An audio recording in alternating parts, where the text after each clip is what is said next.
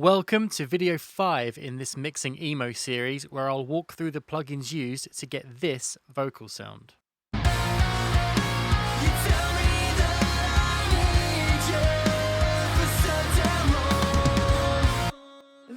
Someone like me that you can't control. How do I make it look so easy? How do I make it look so easy? If you want to see how the drums, bass and guitar were mixed, then go back to videos 1 through 4. The links for those will be in the description. And before I forget to mention it, if you make emo, pop punk or similar music and you'd like your next song mixed by me, then head over to terrybeckleyrecording.com and contact me there using the contact form. You can ask questions, let me know what you want for your music, or request a quote, or just say hey, and I will get back to you. So we're going to go through the plugins used here, and as with the other videos, if you want to know about which microphone and interface I used, then hang on to the end where we'll go through that stuff. Okay, so actually, most of these vocals have the exact same settings on the plugins. The main vocals will have been sent to other buses for different effects, but the actual settings on each track are pretty much the same. So let's have a look.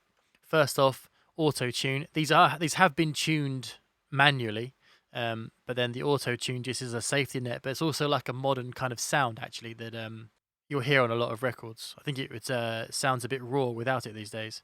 These next few plugins are sort of what you would, in the analog world or the studio world, think of as a input chain. So I've run it through a limiter here, which is probably just keeping it under control. It's not doing too much there. So next up is the Shep 73, which would be the preamp in the real world. So I've got not pushing the preamp to get any distortion just yet. High pass filter at 80, and then the high band, which is at 12 kilohertz, 4.5 decibel boost there. The 12 kilohertz boost on that plugin in particular sounds pretty cool. Then we have a distressor, still part of the input chain, I would say. So it's a bit conservative here on the attack and release. You can have a much slower attack, much faster release to get way more aggressive, but it's a bit of a vibe, but I think it's more level control at this stage. Then that goes into an RDSer, so de-essing them because, compression is going to bring out those S's. So then you can compress later on, and so the S's aren't ruining the compression. I think you won't want to go as heavy if those S's are coming out. It's better just to deal with them so that you can sort of get a feel for it as you're compressing later on. Speaking of which, we go straight into an 1176 compressor, the CLA 76 set to Bluey here.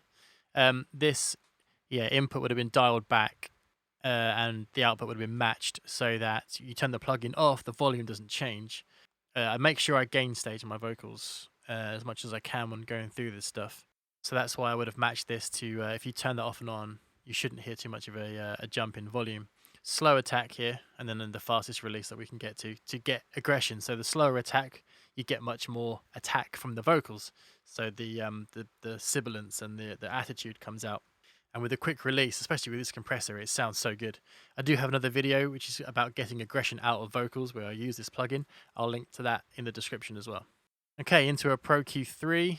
So these will be 3 dynamic bands where the voice doesn't sound too good in those frequencies. So pulling out bits that aren't too nice. And the dynamic bit is great because you don't have to kill the vocal then. It's only when those bits build up.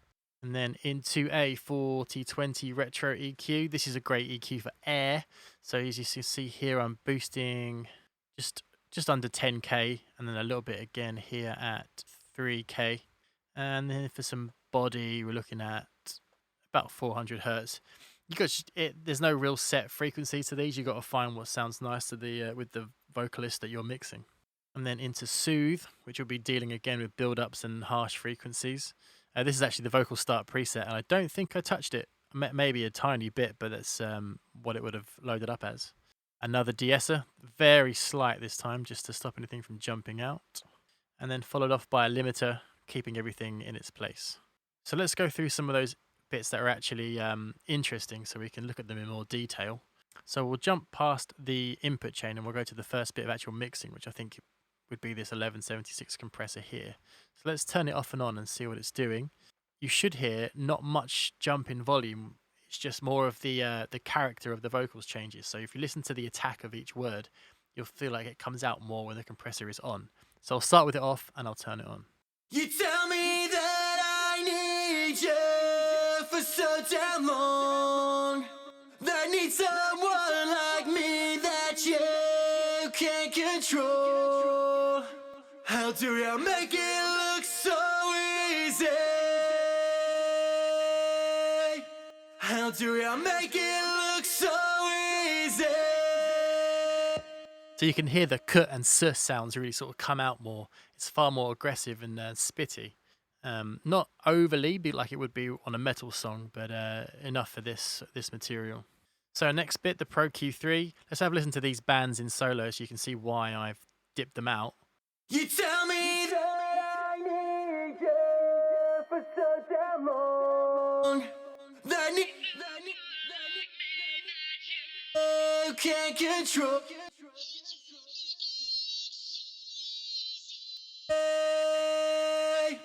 So hopefully you heard there that those frequencies weren't nice sounding, so you can pull them out. And the fact that they're dynamic works really well because in certain points they really start to build up, and that's taken care of. It gives you an even vocal, which today is really, really important. Everything is even sounding. Okay, so this is the air. There is a bit of lag on this session because it's really heavy now. So you might have to, once I press this EQ button, it might be sort of half a second or so until you hear the air of the vocal. But have a listen. You should see it get brighter, but not too crazy. You tell me that I need you for so damn long. That need someone like me that you can't control. So yeah, nice brightness. Brightness is obviously to taste. A lot of people don't actually like hearing their voice through an EQ that's too bright. But I think that's why you got to get good at making it sound so nice that it doesn't distract them when they hear it back. That's what's cool about that plugin, is it's got a really smooth top end. Okay, Soothe. Probably won't hear too much what's going on with Soothe. It's that dynamic processor, so it's only really working at the bad spots. But let's bypass it. I'll turn it off and turn it on again just so we can have a listen.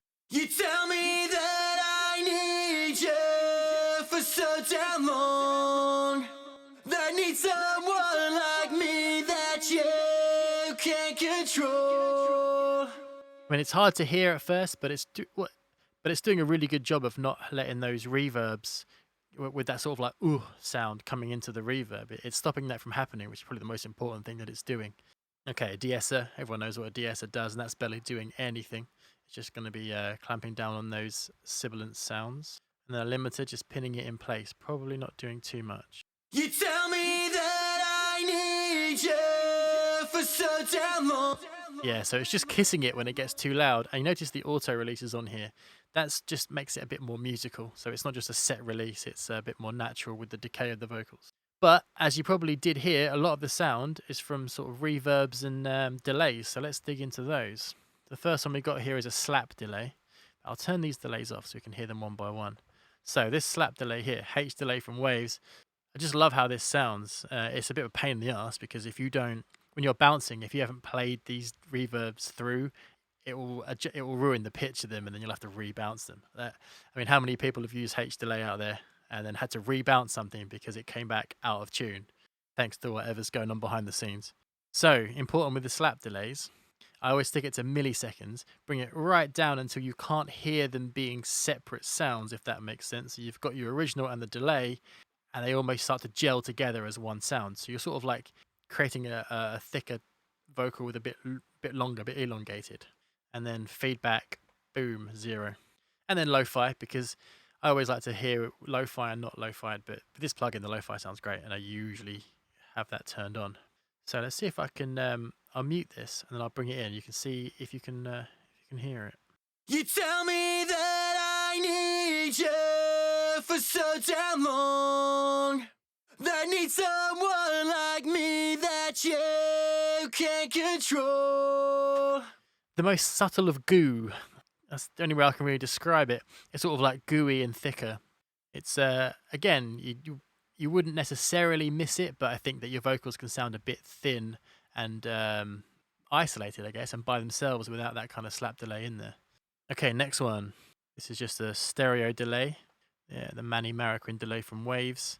It's set to a quarter note here, and then you've got a bit of verb, a bit of distortion, and a doubler as well, which is so good about this plugin is that you can do all this in the plugin and sort of turn the knobs up like as if it was in parallel and sort of blend it to taste. You've got a high pass engaged here as well and a low pass. So let's oh, and you'll also see I've EQ'd it. Sometimes you get a nice sound in reverb or delay, and then in the mix you just need to pull something out or brighten something. Actually here I've gone for air in this one because I guess I must have really loved it. Loved the vibe, and I wanted to give it a bit more presence. So you can see a huge 16k boost here. So again, I'll play it with this off and then turn it on. You tell me that I need you for so damn long. That need someone like me that you can't control. I mean, obviously you can hear that, but what's important, I think, about the fact that I chose a quarter note with a D, it fills that gap between the vocals nicely. Fills that sort of dead space, which is really cool. Okay, vocal doubler. So this is the little micro shift from Sound Toys. The micro shift is great, but the little micro shift simplifies things, and you just pick 1, 2, and 3 in your wet dry knob. Sometimes when you're in the moment, it's just great to pull up something quick like this. And then we've got an EQ after it. Well, pulling out something I didn't like. Quite a lot of it, of those sort of lower mids, and it's dynamic as well. So same thing. I'll start with it off and I'll turn it on. You tell me that I need you for so damn long. That need someone like me that you can't control. How do you make it look so easy?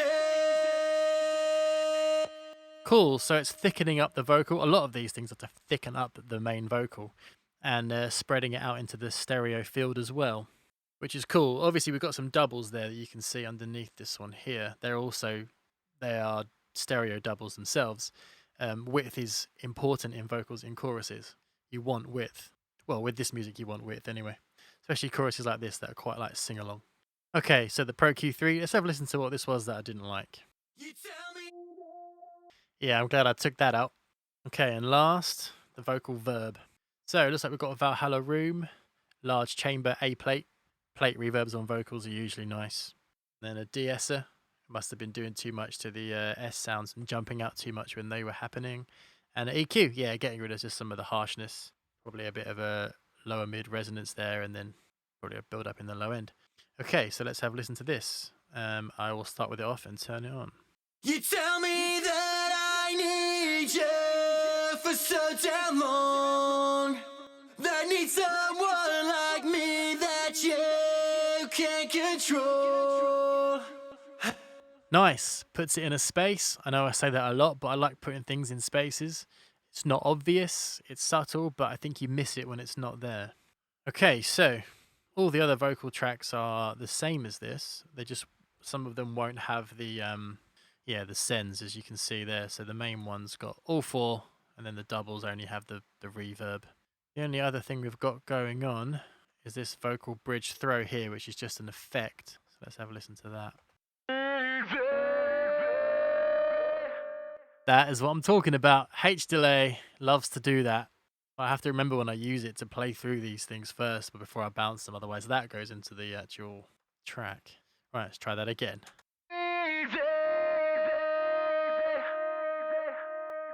So that's pretty much the same, except for we've got gain reduction from Joey Sturgis tones here, the old one, with the lo-fi on, the body off, not much gain, but the slay, which is the compression, quite high, the gain reduction. This is the offending H delay here, so it's just set to a half, because it sort of plays along with the main vocal actually. If I play them to you both, you'll see what I mean. How do you make it look so easy? So it comes in, half a bar afterwards. And then we've got some nice distortion here with the Sound Toys Decapitator set at the E setting. And then, yeah, not much drive, just under 2, darkening it a bit here on the tone. Mix is 100%. That's because we're going subtle with it. That's just one moment in the song. Okay, so these vocals are bussed to a vocal bus, which you can see here. So first up, we have a SSL comp. So we've got here attack at 0.3 and release at 0.1. So it is grabbing anything that jumps out and pulling it back. It's not letting much through. ratio of 2:1. So it's not going to be doing much, but it's important just so that nothing jumps out. So like I was saying earlier, even vocals. And after that, we have some tape saturation. Yep, warm tape set to 24%. That's a little higher than the default. And then gain stage here, -1 dB. And then into another de-esser. You've got to be careful with de-essers because you can obviously overdo it.